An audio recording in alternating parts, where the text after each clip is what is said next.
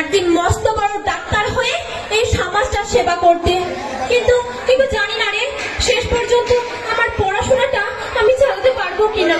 কেন রে, তোর আবার কি হলো? তুই তো এসব বলছিস কেন? না থাক, চল তৈরি হয়ে নি, একটু পরেই টিউশন যেতে হবে।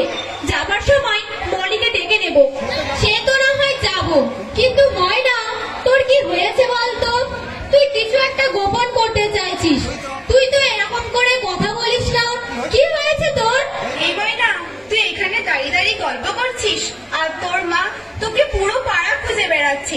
শুনেছিস তোদের বাড়িতে একটা বুড়ো পাড়ার লোক এসেছে, সে নাকি তোর সাথে কথা বলতে চায়। আর মনে হয় সেই জন্যই মা আমাকে খুঁজছে, তাই তো? কে রে ওই বুড়ো পাড়ার লোকটা? ওটা লোক নয় রে, ওটা ঘটক। হ্যাঁ রে, ওই আমার জীবনের রাহু। তোরা জানিস ওই লোকটা আমার সব স্বপ্নকে শেষ করে দিল রে। জানিস আমার বাড়িতে আমার বিয়ে নিয়ে আলোচনা চলছে, কিন্তু আমি এখন বিয়েটা করতে চাই না রে। আমি পড়াশোনা করে অনেক বড় হতে চাই। একদম না, এইভাবে একদম ভেঙে পড়লে চলবে না। নিজের মনকে শক্ত কর। আর বিয়ে তো একদিন না একদিন সবাইকেই করতে হবে। একদম ফালতু বকবি না তো। আমাদের কত বছর বয়স জানিস? মাত্র 15 বছর। আর এই 15 বছর বয়সে বিয়ে করা একদম ঠিক নয়। শোন, দেরি হয়ে গেল, মা আমাকে খুঁজছে, আমি এখন চলি। চল তৈরি হয়ে নি, আমাদেরও পড়তে যেতে হবে। জানিস বলি, এই পুরুষ শাসিত সমাজে নারীদের স্বাধীনতা বলে কিছুই নেই রে। আজ আমরা বিতর্ক সভায় নারীদের স্বাধীনতা নিয়ে শুধু লেকচার শুনি, আর বাস্তবে হাজার হাজার মহিলা সংসারের লোহার খাঁচায় বন্দী হয়ে গিয়ে অকালে ঝরে পড়ছে রে। এটা শুধু পুরুষ শাসিত সমাজ নয়, এটা 2026 সাল। আজকের নারীরা কোথায় পিছিয়ে? বাংলার মুখ্যমন্ত্রী মমতা বন্দ্যোপাধ্যায় একজন নারী, দেশের রাষ্ট্রপতি দ্রৌপদী মুর্মু একজন নারী, তাছাড়াও কমান্ডার সফিয়া কুরেশি, কমান্ডার ভূমিকা সিং এর মতো বীর নারীরা অপারেশন সিঁদুর করে প্রমাণ করে দিয়েছেন আজকের নারীরা কোনো অংশেই কম নয়। তাছাড়াও 2025 সালের এই ক্রিকেট ম্যাচে নারীরাই বিশ্বকাপে জয়ী হয়েছেন। তাহলে আজ নারীরা কোথায় পিছিয়ে? তুই একদম ঠিক বলেছিস। এভাবে ভেঙে পড়লে একদিন এই সমাজটা পুরো শেষ হয়ে যাবে। না, দেশে একটা আইন আছে, প্রশাসন আছে, তাদের কাছে আমাদের জানাতেই হবে। আর শক্ত হাতে বাল্য বিবাহকে প্রতিরোধ করতেই হবে। আজকের কন্যাশ্রীরা পিছিয়ে থাকবে না।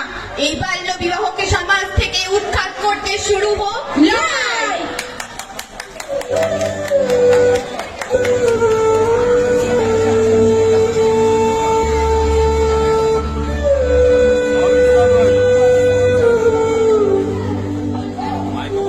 ভেতরে আসবো স্যার?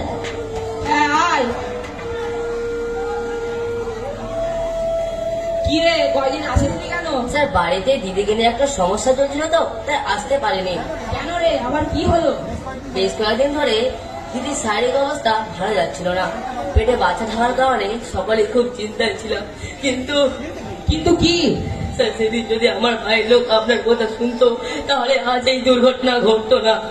কি হয়েছে সেটা খুলে বল। গতকাল রাতে দিদির বাচ্চাটা নষ্ট হয়ে গেছে স্যার। ডাক্তার বাবুর এর জন্য পরিবারের লোককেই দায়ী করেছে। যদি যদি কম বয়সে দিদির বিয়ে না হতো, তাহলে আজ এই দুর্ঘটনা ঘটতো না। দিদির অবস্থাও ভালো নয় স্যার। কি জানিস তো অভি, মেয়েদের কখনোই ছোট বয়সে বিয়ে দেওয়া উচিত নয়, কারণ তাদের শরীর তখন গর্ভধারণের উপযুক্তই হয় না। আর এই কারণেই সবচেয়ে বেশি শিশু ও মায়ের মৃত্যু হচ্ছে। হ্যাঁ স্যার, আজ আমার পরিবার বুঝতে পারছে বাল্য বিবাহ আমাদের সমাজে কত বড় অভিশাপ। বাবা ভেঙে পড়েছে স্যার। জানি না দিদিকে আর বাঁচানো যাবে কিনা। দিদি এখন কোথায় রে? দিদি এখন আরামবাগের একটা বেসরকারি নার্সিং হোমে ভর্তি আছে। শোন অভিজিৎ, তোর মতো তোর দিদিও আমার একজন খুব ভালো ছাত্রী ছিল। তোর দিদির জন্য আমার মনটা খুব খারাপ লাগছে রে। না স্যার, না, দিদি বিয়ে করতে চায়নি স্যার। বলেছিল আমার বয়স এখন মাত্র কিন্তু বাড়ির চাপে শেষ পর্যন্ত বাড়ির লোক লুকিয়ে গিয়ে কালী মন্দিরে যে বিয়ে দিয়ে দিল সব জানি, কিন্তু কি করব বল, যদি বিয়ের দিন জানতে পারতাম তাহলে প্রশাসনের দায়িত্ব নিয়ে কিছু একটা ব্যবস্থা নেওয়া যেত। হ্যাঁ স্যার, এখন সব দিদির হাতের বাইরে। শোনো অভিজিৎ, তোমার দিদি নিরুপমার কথাটা শুনে আমার মনটা খুব খারাপ হয়ে গেল। শোনো, আজ আর পড়াবো না। যাওয়ার পথে ময়না, মল্লিকার প্রতিমাকে বলে দিবি স্যার আজ পড়াবে না, আগামীকাল পড়াবে। ঠিক আছে স্যার, আমার সঙ্গে রাস্তায় দেখা হলে আমি বলে দিচ্ছি। আর হ্যাঁ স্যার, একটা কথা, ময়না প্রায় 1 সপ্তাহ ধরে স্কুল যাচ্ছে না। ও তাই নাকি? শরীর খারাপ হলো না তো? ঠিক আছে, আমি খবর নিয়ে দেখছি, তোরা সব কালকে আসিস। ঠিক আছে স্যার।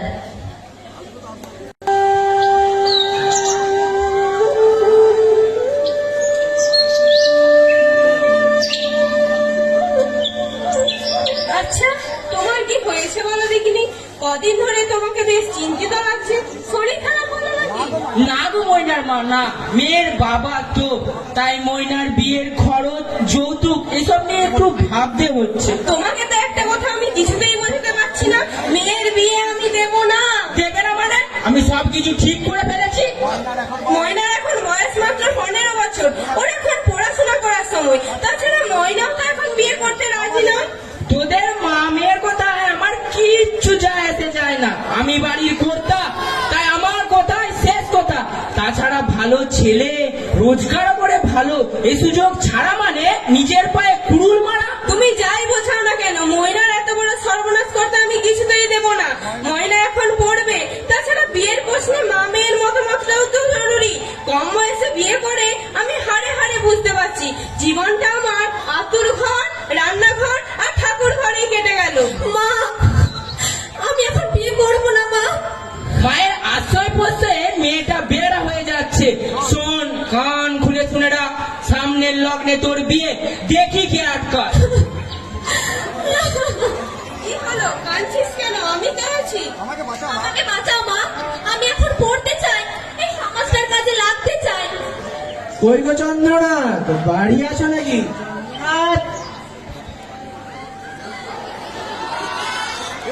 ওই যে বউঠান, তা কেমন আছো সব, তার খবর নিতে এলাম।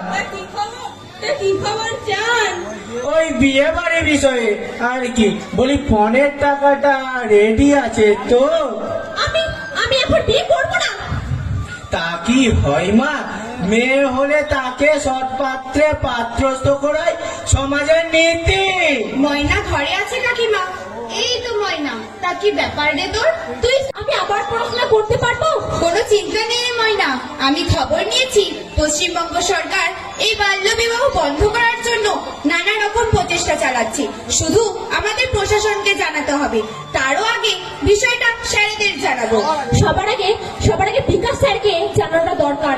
আমি শুনেছিলাম, জানিস তো, অভিজিতের দিদির বিয়ে কম বয়সে দেওয়ার জন্য তিনি অনেক লড়াই চালিয়েছিলেন। তাই নাকি? তাহলে তোদের স্যারও তো নিশ্চয়ই আমাদেরকে সাহায্য করবে। তোদের স্যারের ফোন নাম্বারটা দে তো, আমি সব জানাবো। আমার কাছে স্যারের ফোন নাম্বারটা আছে মা। আচ্ছা, আমি আজই ফোন করব। আমরাও চেষ্টা করব সমস্ত কন্যাশ্রীদের একজোট করতে। আজ আমরা আসি কাকিমা। তোদের পাশে পেয়ে আমি অনেকটা জোর পেলাম রে। বাল্য বিবাহ প্রতিরোধের আন্দোলন করে আমরা প্রমাণ করে দেব, আজকে শিক্ষাশ্রী, কন্যাশ্রী, রূপশ্রীরা রাধে না, চুলও বাঁধে। এসো, আমরা শপথ নিই 18 বছর বয়সের আগে এই এলাকার কোনো কন্যার বিয়ে হতে দেব না। দেব না, দেব না, দেব না।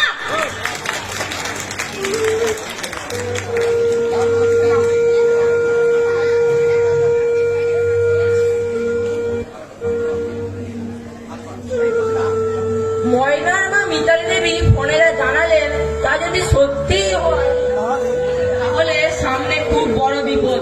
অভিক দিদির মতো আরেক নিরীক্ষণাও শেষ হয়ে চলেছে। না, আমি বেঁচে থাকতে ময়নার জীবন শেষ হয়ে দেব না।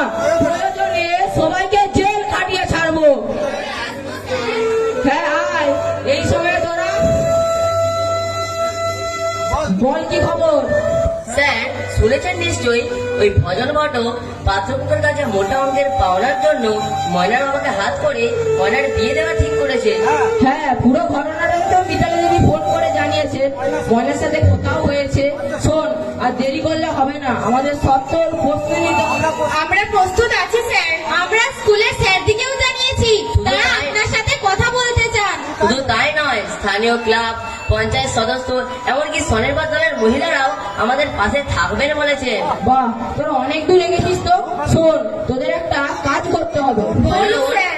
প্রতিমা, তুমি ময়নার বাড়ির দিকে নজর রাখবে। ঠিক আছে স্যার।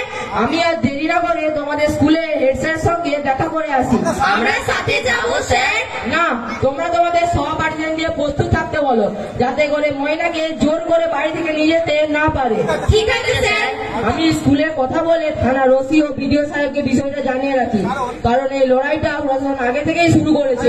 তাই আমরা সঠিক আইনি পদক্ষেপ ধরেই এগিয়ে যাব। তাহলে আমরা আসছি স্যার। হ্যাঁ, এসো, পরে কথা হবে।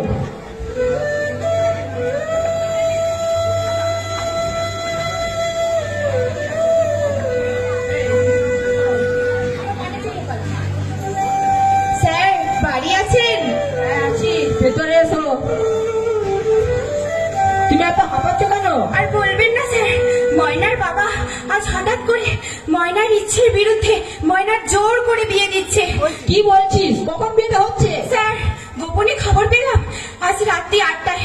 তবে কেউ আমন্ত্রিত থাকছে না, শুধু একটা বামুন আর একটা নাপিত বাইরে থাকবে। কিন্তু ময়নারা মিতালি দেবীকে কিছুই ফোন করে জানায়নি। কি করে জানাবে স্যার? বাড়ির ভিতরে কাউকে ঢুকতে দেওয়া হচ্ছে না, এমনকি মোবাইল পর্যন্ত কেড়ে নেওয়া হচ্ছে।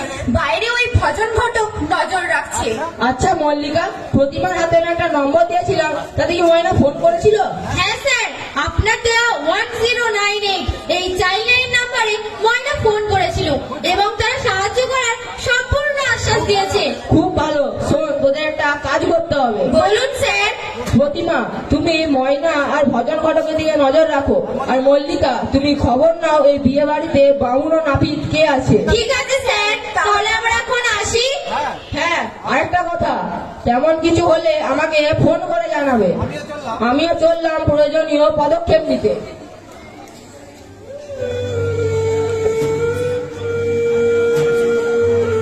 জানেন চন্দ্রবাবু, আপনার জামাই বাবাজি একটা হীরের টুকরো ছেলে।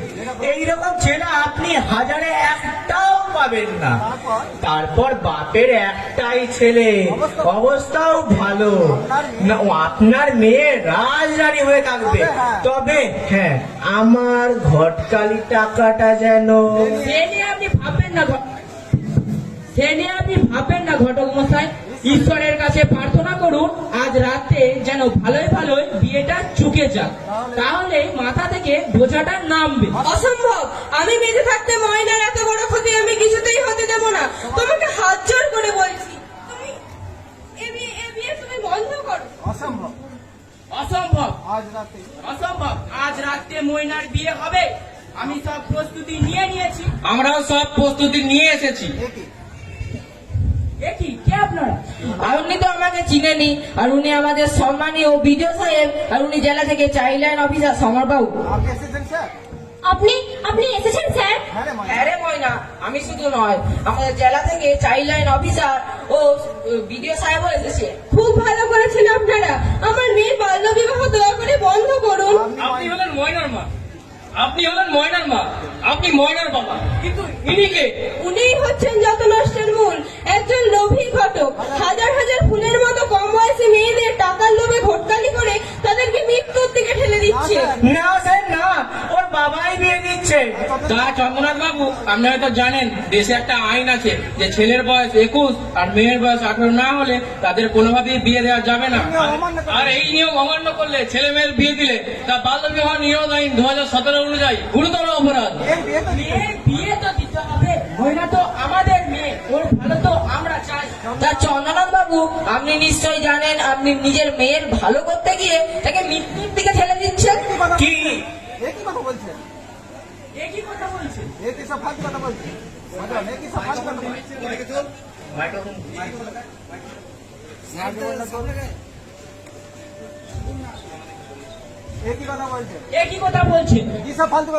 কি সব ফালতু কথা বলছে? আমি কত বিয়ে দিয়ে দিলাম। তার ফল আমাদের মতো পরিবারগুলো ভুগছে। আমার দিদির জীবন নষ্ট করে দিয়েছে ঘটক। সব মিথ্যা স্যার। দেখুন আপনার মেয়ে পড়াশোনায় ভালো, ওকে বড় হতে দিন। ওর বাল্যকাল শৈশব আপনারা কেড়ে নেবেন না। ও যদি শিক্ষিত না হয়, পরবর্তীকালে ও যখন মা হবে তখন ওর ছেলে মেয়েরা কি শিক্ষিত হতে পারবে? কোথাতেই আছে স্যার, শিক্ষিত মায়ের সন্তান নিরক্ষর হয় না।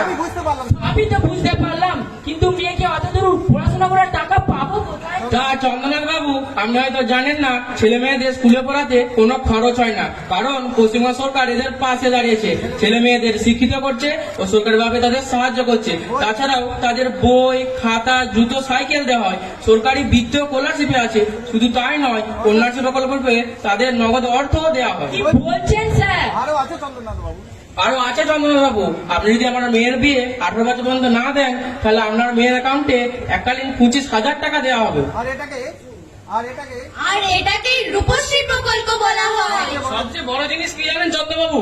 ময়নার মতো মেয়েরা তাদের জীবন ফিরে পাবে পড়াশোনা করে। স্কলারশিপ, কন্যাশ্রী, রূপশ্রী পেতে গেলে আমার মেয়েকে কি করতে হবে? আপনাকে কিছুই করতে হবে না কাকু, আমরা সব জেনে নিয়েছি। আর এই সমস্ত ব্যবস্থা আমাদের স্কুলের হেড স্যারই করে দেবেন বলেছেন। আর ঘটক মশাই, শুনলাম নাকি আপনি অনেক অপরিণত মেয়েদের বিয়ে দিচ্ছেন? তা স্যার, মা বাবাই যদি বিয়ে দিতে চায় তাহলে আমার দোষটা কোথায় বলুন তো? আপনি আইনটা জানেন কি? 18 বছরের নিচে অপরিণত মেয়েদের বিয়ে দেওয়া হলে তাদের বাবা মা, আত্মীয় স্বজন, নাপিত, পুরোহিত, এমনকি আপনি পর্যন্ত অ্যারেস্ট করতে পারেন। তা সর্বকাছে জানতে পারলাম চন্দ্রনাথ, আপনার মেয়ে ময়না নিজে 1019 নাম্বারে কল করেছেন। আর তোমরাও জেনে রেখো, 1019 নাম্বার হলো চাইল্ড হেল্পলাইন নাম্বার, যাতে ফোন করলে নাবালক ছেলে মেয়েদের তারা সাহায্যের হাত বাড়িয়ে দেয়। আর দেখুন, সর্ববাবু চলে এসেছেন আপনাদের সাহায্য করতে। দেশের সরকার বিভিন্ন প্রতিষ্ঠান, ক্লাব ইত্যাদি প্রতিষ্ঠা করছে। আজ দেশের কন্যাশ্রী এগিয়ে আসছে, কিন্তু পরিবারের লোককে একটু সচেতন হতে হবে। জানেন স্যার, আমি না বুঝে এই ময়নার জীবন আমি শেষ করে দিতে যাচ্ছিলাম। তুই আমাকে ক্ষমা কর মা। বাবা, আমি অনেক অপরাধ করেছি স্যার। এরপর থেকে ঘটকালি করার আগে আমি জেনে নেব মেয়ের বয়স 18 আর ছেলের বয়স 21 হয়েছে কিনা। আজ খুব ভালো লাগছে, আমরা ময়নাকে আবার ময়নাজ মুক্ত মা, তোদের কাছে, স্যারের কাছে আমি আজ খুব ঋণী রে। না ময়না, আমরা সকলে সমাজের কাছে ঋণী। তাই সকলে মিলে আজ এসো শপথ করি, বিভিন্ন বাল্য বিবাহ, পণ প্রথা, অসামাজিক কার্য রোধে আমরা এগিয়ে আসবো। আর সেই লড়াইয়ে আমরাও আছি, তোমাদের সাথে, তোমাদের পাশে। আমরা কন্যাশ্রীরাও এইভাবে এগিয়ে যাব, হাতে হাত ধরে লড়াই করে।